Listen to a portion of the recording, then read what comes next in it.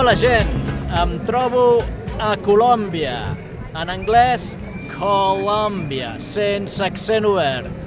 Aquí teniu the Colombian flag and the Colombian Parliament.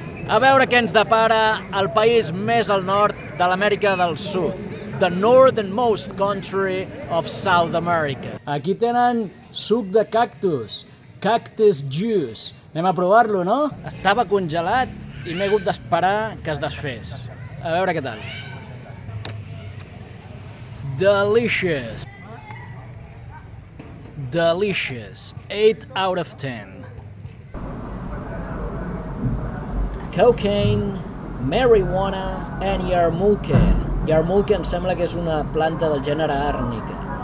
Eliminates pains such as hauria d'anar separat.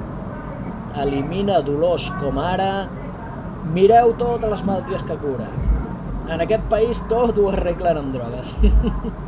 Aquí tenim aquesta impressionant formació geològica que s'anomena la Piedra del Peñol.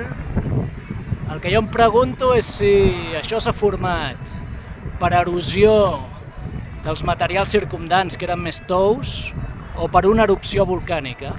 A veure si aquí ens ho aclareixen. Se deduce que es producto de una erosión volcánica.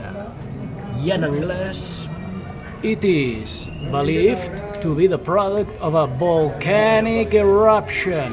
Ens quedem igual. Mireu què he comprat al carrer. Formigues picants. Spicy ants. No he tingut temps de fotre-m'ho, estic ara a l'habitació de l'hotel i m'ho fotré ara. A veure què tal estan. El primer cop en ma vida que menjaré formigues. I no són unes formigues qualsevol, són supergrosses. Formigues colones en diuen, de tan grosses que són. A veure, va.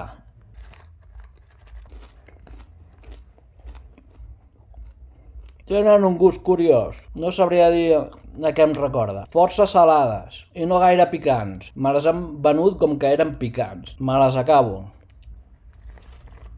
Doncs ja està.